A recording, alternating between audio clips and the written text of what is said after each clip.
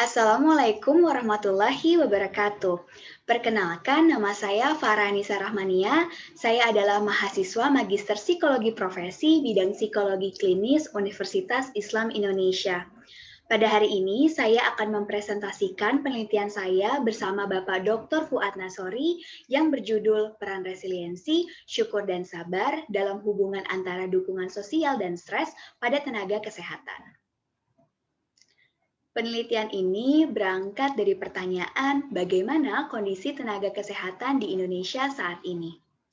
Stres di masa pandemi COVID-19 tentunya dirasakan oleh berbagai kalangan masyarakat di Indonesia, tidak terkecuali para tenaga kesehatan. Beban kerja tenaga kesehatan selama pandemi bisa dibilang cukup sulit. Beberapa tenaga kesehatan mengeluhkan memiliki perasaan cemas, khawatir, dan tertekan terkait dengan kondisi kesehatan dirinya maupun keluarga.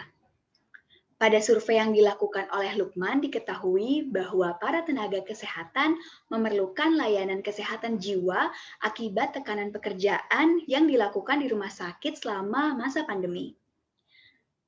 Terdapat beberapa dampak psikologis yang dirasakan oleh tenaga kesehatan selama masa pandemi ini, seperti kelelahan secara emosional, mudah marah, mudah tersinggung, adanya gejala insomnia, bahkan memunculkan stres. Lalu, faktor apa saja yang dapat mempengaruhi kesehatan mental tenaga kesehatan selama masa pandemi? Tentunya, tenaga kesehatan harus memiliki coping stress. Salah satunya adalah dukungan sosial. Mendapatkan dukungan sosial dari lingkungan sekitar seperti dari keluarga, pasangan, teman, atau rekan kerja adalah hal yang penting untuk didapatkan tenaga kesehatan saat ini. Dukungan sosial memiliki fungsi moderator antara stres dan kesejahteraan psikologis. Dukungan sosial juga memiliki pengaruh signifikan pada penurunan stres karena berperan sebagai pertahanan diri seseorang ketika menghadapi stres. Selain dukungan sosial, ternyata kemampuan resiliensi juga tak kalah penting.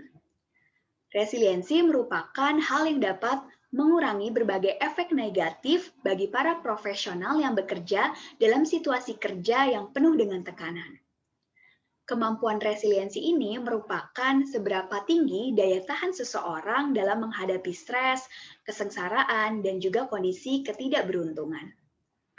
Aspek-aspek resiliensi seperti regulasi emosi, pengendalian impuls, optimisme, dan efikasi diri dibutuhkan oleh para tenaga kesehatan selama masa pandemi ini.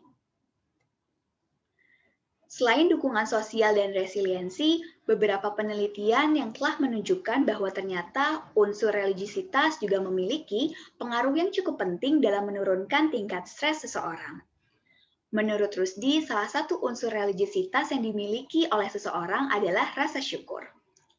Amos Dunstan menyatakan bahwa orang-orang yang bersyukur akan lebih efektif dalam mengatasi stres sehari-hari dan juga memiliki kemampuan resiliensi yang lebih tinggi dalam menghadapi keadaan yang tidak menyenangkan. Ternyata selain syukur, unsur religiositas lainnya yang dapat membantu seseorang dalam menghadapi stres adalah sabar. Hal ini didukung oleh penelitian yang dilakukan oleh Savitri yang menyatakan bahwa terdapat hubungan negatif yang sangat signifikan antara kesabaran dan stres. Di mana semakin tinggi kesabaran, maka semakin rendah stres yang dimiliki. Selain itu, penelitian yang dilakukan oleh Sari dan kawan-kawan menyatakan bahwa subjek penelitiannya mampu mengubah situasi stres yang dirasakan dengan sabar, sehingga mereka memiliki kualitas hidup yang lebih baik. Untuk pembahasannya, kita membahas bagaimana hubungan antara dukungan sosial, resiliensi, dan juga stres. Penelitian Chai dan kawan-kawan menjelaskan terdapat keterkaitan antara dukungan sosial, resiliensi, dan juga stres. Dukungan sosial dan resiliensi diketahui dapat memediasi hubungan antara strategi maladaptif dan stres akut. Dukungan sosial juga menjadi faktor protektif dari tingginya tingkat stres dan depresi seseorang. Pada penelitian lain, stres memiliki pengaruh langsung pada dukungan sosial dan resiliensi. Oleh karena itu, dapat disimpulkan bahwa terdapat hubungan yang signifikan antara dukungan sosial, resiliensi, dan juga stres. Lalu, bagaimana hubungan antara dukungan sosial, syukur, dan stres? Pada penelitian Wood dan kawan-kawan menyatakan bahwa syukur dapat menjadi mediator dukungan sosial dan stres pada mahasiswa.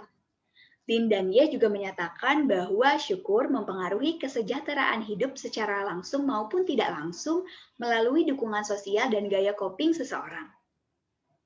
Penelitian Savitri menjelaskan bahwa syukur dan dukungan sosial dapat mempengaruhi tingkat stres seseorang.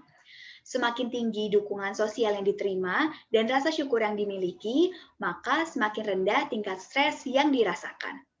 Oleh karena itu, dapat disimpulkan bahwa terdapat hubungan yang signifikan antara dukungan sosial, syukur, dan juga stres. Lalu, bagaimana hubungan antara dukungan sosial, sabar, dan stres? Menurut penelitian Fajriyati dan Ashanti, menyatakan bahwa apabila seseorang mencari dukungan sosial untuk menurunkan tingkat stresnya, maka orang tersebut telah melakukan fokus coping pada permasalahan yang dihadapi. Sementara apabila orang tersebut memiliki kesabaran, maka coping yang dilakukan merupakan stress coping yang berfokus pada emosi. Hal ini didukung oleh penelitian yang dilakukan oleh Maretti dan Wahdani, di mana penelitian tersebut menyatakan bahwa salah satu cara dalam menghadapi stres yaitu dengan memiliki strategi coping berfokus pada emosi, seperti melatih kesabaran dan meningkatkan rasa syukur. Berdasarkan penjelasan dari berbagai hasil penelitian yang sudah dipaparkan, maka dapat disimpulkan bahwa terdapat beberapa faktor yang mempengaruhi stres, yaitu kemampuan resiliensi, syukur, sabar, maupun dukungan sosial. Oleh karena itu, stres yang saat ini dihadapi oleh para tenaga kesehatan bisa saja dipengaruhi dari seberapa tinggi kemampuan resiliensi, syukur, sabar, maupun dukungan sosial yang dimiliki oleh para tenaga kesehatan. Penelitian ini merupakan kajian literatur. Oleh sebab itu, penelitian yang akan datang diharapkan dapat dikaji dengan metode penelitian yang lain, seperti metode penelitian kuantitatif atau metode penelitian kualitatif, sehingga sumber kajian mengenai stres pada tenaga kesehatan di masa pandemi ini akan semakin luas dan semakin mendalam. Demikian presentasi dari saya. Terima kasih. Wassalamualaikum warahmatullahi wabarakatuh.